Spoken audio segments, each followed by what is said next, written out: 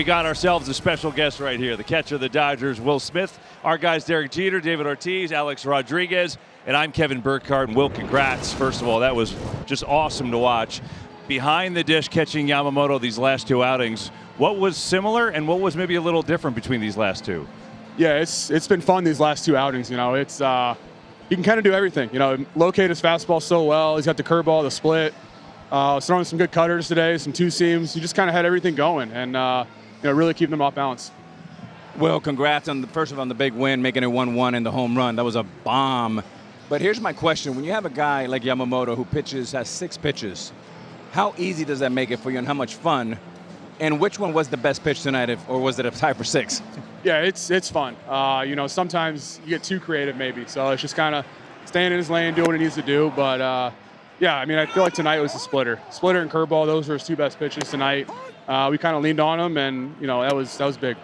Hey, Will, congratulations tonight hitting that bomb. I love watching guys hitting bombs. But I had a question. You have a Snell, nasty. You have Otani, nasty. But Yamamoto is the nastiest guy out of the whole squad. Because I tell you what, the way he pitched tonight, the way he pitched his last outing, and the stuff that he has, man, I mean, you behind the plate catching him. You tell me. Yeah, they're 3 guys. You got Glass now too. They're all number 4s. Not bad. Or number 1s. 4 of those guys. So yeah, I mean, Yoshi the last 2 outings has been just dominant as it can be. And so yeah, maybe him right now, but we'll see Glass on Monday. Show behind him. So looking for 2 good more starts out of those guys. My question, Will, first of all, great game. The question is, I've been in your position when you have 7 days off before a playoff series, and I know it takes a little time to adjust. How long do you think it took, not only you, but I know there's conversations, right? How long do you think it takes you to get your timing back? Yeah, I feel like we did a good job, using the trajectory machine. We had live BPs, some scrimmages, and that time off. So yeah, it's just making sure you're staying locked in, keeping some timing. It's tough, but you do what you can do. But after 1 at bat, you're kind of locked back in. You know what you need to do. After that first inning, in the first inning, I'm sorry, you had first and third, and Vlad, who's probably the hottest hitter on the planet right now. Are you kind of thinking to your mind, if we can just get 1 and get back in the dugout, we're good? And then do you start getting greedy? Tell me about how you develop and get out of that inning. Yeah, you're just trying to minimize right there. Nobody out. Great hitter in Vlad. He's been hot too. So we got the punch out right there. I think it was so long ago I don't remember. Yeah, that was big. That would have been really tough on us. Falling behind early like that. So keeping a 0 there was huge for this game today. Hey, coming in to face these guys today, you guys saw what Toronto is capable of. This is a team that put the ball in play. They like to have a lot of traffic on the bases. You guys have been the giant in this series. I know you guys don't take anything for granted, but the situation that you guys lived last night, getting beat by Toronto by a lot against one of your best pitchers. What was the mindset today coming into the clubhouse? Yeah, it's just a new day today. They got to us yesterday. They out-executed us. It's just coming today, execute. Better at bats, pitch better, and see where it takes us. How early in the game do you know, okay, look, Yamamoto's got his good stuff, and you're thinking about offensively, if we can just get a run here, that may be enough to take us over the hump. When do you know throughout the course of a game? Yeah, I mean, pretty early. We got out of the first inning. I just felt like it was going to settle down after that, getting that big 0. So, yeah, we were able to get 1 across in the first, put a 0 there.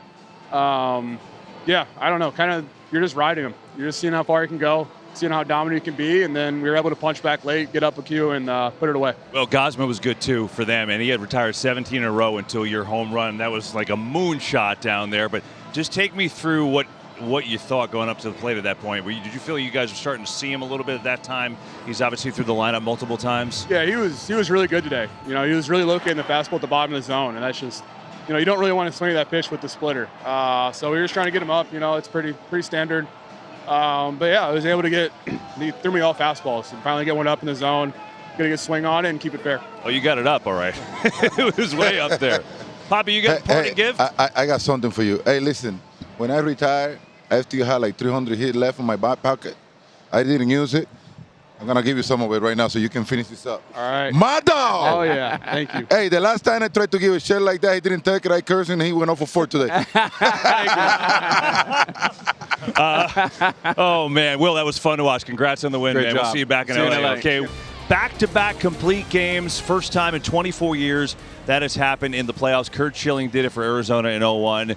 Unbelievable there. Will Smith, obviously, the big home run. And we say welcome. Those of you who turned the channel from Fox, to those of you who fell asleep on the couch and you woke up and there's baseball on, hey, we're here with you now. Derek Jeter is here, David Ortiz, Alex Rodriguez, and I'm Kevin Burkhardt. And Derek, I know you felt like you maybe want to start the show with maybe a little mea culpa here from your side of things. Your prediction. Well, first of all, I just want to take this opportunity to admit that I was wrong, completely wrong. I thought Yamamoto would be effective, but I thought there was no way pitching against this Toronto team that he'd be able to throw a complete game. Especially looking back, he threw 23 pitches in the first inning. Right. The way he was able to navigate the team and throw 9 innings. Did anyone else here think he'd throw a complete game against the Blue Jays? Nope. No. Nope. I mean, I actually said in the pregame, I thought for Dave Roberts, a great day for him would be 3 pitchers, right? We talked about Yamamoto, Trinan, and then we talked about Sasaki for the close. But even better if it's one guy, and his name is Yamamoto. Listen, the less pitchers that touch the ball, the better it is. And I will tell you this, it's great to have baseball back. It's great to have starting pitching back, and it's exciting to watch. And I'm glad they're giving these guys ropes about, can you handle a guy for the 3rd time? Well, Yamamoto proved it. Tonight you can. I hope everybody accept your apologies because to be honest with you, I know he was going to be filthy tonight. But people, you guys need to understand that for someone to pitch a complete game like this against this Blue Jay lineup, you need to have the greatest stuff in the game right now. I mean, Yamamoto was north, south, left, right. He wasn't giving in. I mean, this guy, I was telling my colleague right here that when I was facing some of the Japanese pitchers, one thing I learned facing this guy, they don't give in, guys. They battle. They give you their best. It doesn't matter if you are on top as a batter or they are down as a pitcher. They always go for the best, and that's why Yamamoto pitched a complete game tonight. And I thought you picked Toronto to win. Huh? I thought you picked Toronto to win. No, I didn't. You did. I did? Okay, I was wrong. You guys didn't listen. Check tape. And you know the thing is he threw a complete game against a team that's hot. This is not a team that's been struggling offensively. This is a team that's been steamrolling people. Yeah. I mean, 1 through 9, they get on base, they make contact. We've been talking about it. Unbelievable. It's one of the best pitching performances I've seen in a World Series game. First time that the Blue Jays have gotten a complete game thrown against them all year. An absolute masterpiece, and Cap, you took the words right out of my mouth. I mean, this guy, you can make an argument that he's the most complete pitcher in the game. And I'll tell you why. It's not only the 6 pitches, it's not only that can throw strikes, any pitch, any count, but he also holds runners on well. He's 1-1 to the plate, which means you can't steal on him. He also fields his position. He covers bases. I mean, I don't know what else you can say about this guy. That was a masterpiece. Not a bad right there. Say it all. I mean, we bloody he working in with the splitter, with the fastball, and then dropped that nasty breaking ball on here. And I was like, man, this guy's on top of his game tonight. Yeah, I'm curious. Tell me, from superstar hitters, which you all are, tell me about the fact-finding mission which Yamamoto and Will Smith had to do against this team. Because we said it, all postseason, certainly yesterday. Blue Jays are so tough to strike out. They strike out the fewest of anyone. They make contact, hard contact. And we saw it on display last night. So early in that first inning, we're watching it together, and he's dropping the breaking ball you talked about. He's really mixing it up and kind of seeing their reactions. Derek, when you're facing a pitcher of that quality, how do you kind of feel each other out early in the game, and how do you think he did it and adjusted today? Yeah, I think you try to find one pitch, right, that you can hit. And you're hoping, he's got 6 pitches, right? You hope he's not controlling all of them. He was throwing any pitch today in any count, and he was throwing them for strikes. He wasn't falling behind. He wasn't wasting pitches. He was going right at guys. So when you're facing a pitcher that has control of that many pitches, you just guess and hope you get one. But if you do get a pitch to hit, you can't miss it. But it's tough to make adjustments against a guy that has that repertoire of pitches to go to. I agree with you. I mean, You're talking about a guy that has 6 different pitches. He was using all of them tonight, Kevin, at his best. He was throwing that cutter. That split was nasty. He dropped that slow breaker, and then he got 98 in his back pocket to use it both ways. So it's like you say, you need to expect a guy like that to make a mistake. And when he make a mistake, which he didn't as much tonight, you cannot miss it, because if you miss it, you can be in a lot of trouble.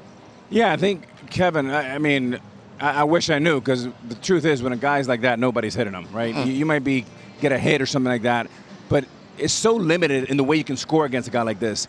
You know, there's some pitchers, for example, if you go back to like the Dwight Gooden days, right, a long time ago, but if you got on base, you can steal second, maybe you can steal third. You're not going anywhere. You're paralyzed at first base, and that's a problem.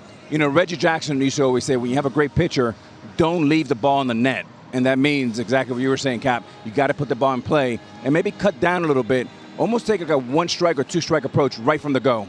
Yamamoto retired the final 20 hitters that he faced, final 20, and how about the last 8 innings? He threw 83 pitches total. 83 pitches serious? total the last 8 innings of the game. Just absolute domination, amazing against one of the toughest lineups in the game that Yamamoto was able to do today. Meanwhile, he got the help from this Dodgers offense late. We told you about the Will Smith home run. We heard from him. Max Muncy checked in too, and he's with Ken Rosenthal. Max, nobody throws complete games anymore.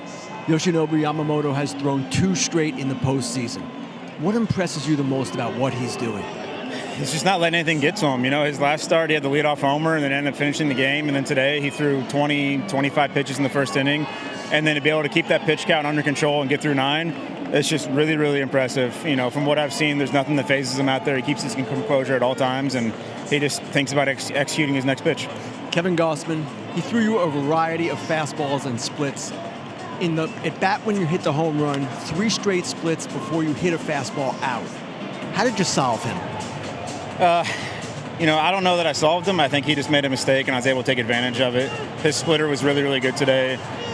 You know, he was leaving it right at the bottom of the zone, just below. And, you know, when he's executing the split at the bottom, that's what makes the at-bat really challenging, because, you know, you can't just say, I'm going to wait for him to get it up. If he's executing at the bottom, you have to get the swing off. And, you know, I think, like I said, for me, he just made a mistake, and I was able to get to it. Series tied 1-1 going back to L.A. Max, what have you learned in these first 2 games? It's gonna be a battle. You know, it's the World Series. It's gonna be a tough game every single night, and you know, we'll have a long flight back, have a recovery day, and we'll get back after it. Max, thanks a lot. Congratulations. Kevin, back to you. All right, Max, Kenny, appreciate it as always. Most home runs in Dodgers postseason history. How about Max Muncy, number 1? 15 of them, and just adding to the list. And obviously, he's had dramatic home runs before in the World Series, certainly against the Red Sox. That won him that marathon game. What was that, 18 innings that game a few years ago?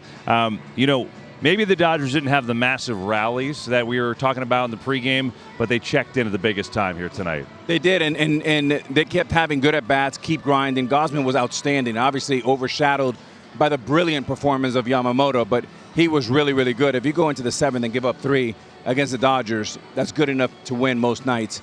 But look, give credit. I mean, this young man, Will, that was just with us, he is something else. Base hit up the middle for an RBI.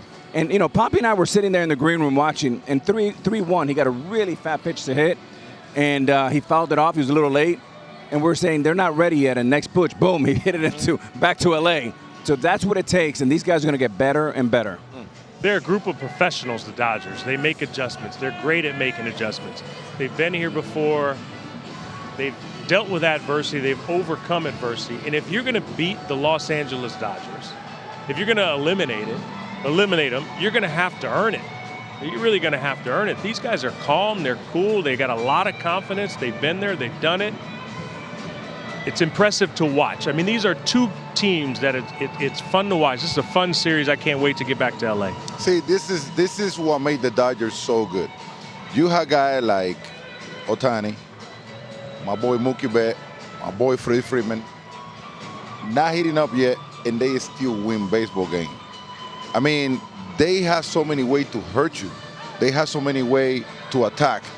And tonight, they ain't coming out and facing Gausman, which is one of their aces, basically, and beating up on them. That will put them in a really good shape going back to L.A. and having their monster coming behind, Ohtani pitching, Glasnow haven't pitched yet. I mean, they go back to LA in a better shape, in a really good situation, and it seems like their bat are starting to heat up. You're right, Papi. Kevin, if you allow me, I want to go back to Yamamoto for 1 point. I thought the biggest at bat of the game was Yamamoto in the first inning against Vlad Guerrero Jr. The reason why is you're at home, the stadium's going crazy. They're thinking, here we go, we're going to be 2-0. And Papi, the three of us are sitting there, the four of us, watching, and we're saying, he's going to throw this, he's going to throw that, he's going to... 3-2. He threw that slow breaking ball, 81 miles. I mean, we flinched. We flinched. We said, wait a minute. And what that does, fellas, the other 25 guys go, holy smokes. He did that to the king. What is he going to do to us? So it was not only a strikeout, it was a momentum changer. Yeah, they certainly had an ability to put a crooked number on the board in the first inning. You're right. Silenced them. I mean, they had a little bit of traffic, and then obviously retired 20 in a row. It's just, I agree with you guys. It's nice to see starting pitching back. First playoff game in history where each starter has retired at least 17 in a row. That was some good stuff tonight. First time that's been done in the postseason in 24 years since Curt Schilling did it. First in the World Series in 10 years since Johnny Cueto. You get the idea. John Schneider, the Blue Jays manager, knew he was watching brilliance tonight. Second complete game in a row in the postseason. That's pretty impressive with a layoff in between. So I think he made it hard for us to make him work. He was in the zone. Split was in and out of the zone. It was a really good performance by him. Dodgers history, consecutive complete games since they moved to LA. Is a pretty good list with Oral in 88 and a couple of Sandy Koufaxes. I'd say that works. I want to go back to what John Schneider said, though. We talked so much about the Blue Jays and their approach, and we saw it last night. It's so hard to strike them out. He said he made it hard for them to kind of work them. What did he mean by that? Well, what he means is, their hitters were 0-1 all day long, right? And don't forget, that jaw dropper, it has them all in the back of their heels already, right? The strikeout to Guerrero. But then, it's not only about 0-1, he has the ability to put your way multiple times. He pitched 9 innings today. The first third, he went soft. The second third, he went mix. And then exclusively at the end, he was getting you on hard. It was an absolute masterpiece. And to be honest with you, he wasn't bouncing baseball that they were chasing bad pitches. They were swinging a strike all day long. He is staying in the strike zone for them, something that we talk about, because we know that Yamamoto liked to go for the split, the bounce, the hitter chase and everything. He know that he was facing a team that do not chase bad pitches. So he stayed in the strike zone from side to side. He just never left anything in the middle of the plate that they can drive. He made their life miserable. Yeah, if you're a good hitter and a pitcher falls behind you, become a better hitter. And this is a contact team. So he was strike 1, strike 2 right away. So anytime you have a pitcher that's throwing strikes with 6 different pitches, you don't know where to begin. It's like you got to sit down and say, okay, I'm going to look for a fastball this particular at bat. And then, as you mentioned, he was switching it up as the game went on. So you just guess and hope you guess right. But that was pretty good. Hey, fellas, how many times in the last 10 years we've seen pitchers get pulled out for no particular reason besides a preconceived script that they had written at 10 o'clock in the morning? Don't you wish in 03 that script would have been and they would have pulled out Josh Beckett in the World Series? But, it's good they're giving these guys more room to go. Yeah, I tell you what, you're right. You mentioned in the pregame, I think Dave Roberts should limit it, only want to pitch 3 pitchers. Well, why do that? Just pitch 1. That's it. No need to bring in anybody else. I tell you what, Dave Roberts looks younger. Because I tell you, this postseason, he just sits back and he watches his starters. It's a great job. It's a great job to have. It is fascinating, though, right? Because in Game 1, you had Blake Snell, who's been going as good as anybody, and we saw the Blue Jays wear him out. So, okay, advantage hitting team. And then in Game 2, the Dodgers' great pitching was the one that prevailed. So what's Game 3 going to bring? I don't know. We got Game 3 going back to L.A. now. Tomorrow's an off day, and all tied at 1. And here's what we're looking at. The Blue Jays going to go with Max Scherzer over Shane Bieber. Interesting call there. They could have gone either way. And then Tyler Glasnow will get the start. He, just like every other Dodgers starting pitcher, has been just brilliant in this postseason. All right, so we're looking at that starting matchup. What strikes you about Game 3? Heading back to Cali, as LL used to say. Heading back to California. I'm looking forward to seeing Glasnow pitching the World Series this year for the Dodgers. I know he's hurt last year. And then Mad Max. I mean, you know what you're going to get from an intensity standpoint with Max. He likes the moment. He wants to be out there. He's emotional. He's animated. So it should be a fun game. I tell you what, I think the Toronto Blue Jays, they face the best of the best tonight. I think they got a monkey off their back. Basically, when you face someone like Yamamoto, I mean, but it's going to be interesting to see that one game over there, especially Max with the energy, what he brings to the table, the experience. It's gonna be a fun game to watch. KB, I'm looking to go back to LA to go to the beach. Yeah. And imagine that. Yeah, well, imagine that. Really? Imagine No, that. but look, I think Max, I think he's, first of all, he's healthy, he's ready, and he's Look gonna. at all this Max, huh? I'm copying you, Papi. Whoever Kinda thought like it. that? No, do I say Max? Papi's a professor. No, but I think you're going to get a lot of spin. And the game's going to be a little bit earlier because in the West Coast, 5 o'clock, 5:05 start. So the shadows could be a problem, and there'll be a lot of spin. On glass now, he's been pitching really well.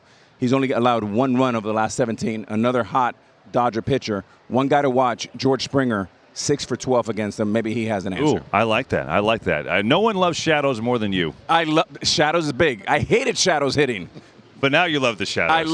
I love the beach. Now you love, right, we're going to get the, it's actually supposed to be hot in LA, so it'll be interesting. The temperatures will be hot. And, they rolled out Ice Cube, to start the World Series last year, which was pretty dope to start the World Series. They may have something cooking for Game 3. May have a little something. It's a little tease. A little something. I like cooking. it, Kevin. Tío, We'll double find out. Jeep, mejor. And you got a big game tomorrow, so you got to get some sleep. Oh, it's all good. We got a little NFL. But for now, we got a little Dave Roberts talking about his starting pitcher tonight. Dave. I think, he's pitched in huge ball games in Japan. He's pitched in the WBC. And, players that have the weight of a country on their shoulders, that's pressure. And so I just feel that part of his DNA is to just perform at a high level in big spots and control his heartbeat and just continue to make pitches. So, he could have won another, 30, 40 pitches tonight. That's amazing. Could have won another 30, 40 pitches. That's an interesting take, how Team Japan, WBC, is like, this is nothing compared to that. You know what's great? He had 20 pitches in the first, and then he averaged 10 the next 8 innings. Yeah. Pretty efficient and pretty incredible. Cap, I think you have a point. We've talked all October how sometimes managers, such a stressful job, they age. Dave Roberts is actually aging backwards. He looks younger. I'm telling you, That's he right. looks younger. That was great. Benjamin Benz. That was great math, too, by the Which way. one? I like that. He's 20 pitches in the first, then he averaged 10 throws. That's a good job right there. That was quick on your feet. It is late. How do you think they would do that with the new math that your kids are learning right now? No chance. How would you come to that number? Absolutely no chance. I don't know. You start with blocks, and then I don't know. It doesn't work. What? Oh, yeah. That's what I say. I still have no idea how to do it. I go back to the old school. 11, never mind. We're talking about most consecutive batters retired in a World Series game. Well, you saw it tonight. Yamamoto, 20 in the divisional era, this is, by the way. Gosman on that list, 17. By the way, retiring the final 20. Last time that happened, Don Larson's perfecto. So it's been a minute. Mookie Betts. Dodgers, their ability to come back and rebound. They've done it before. How about tonight? Genuinely, nobody cared about losing yesterday. It was just a part of it.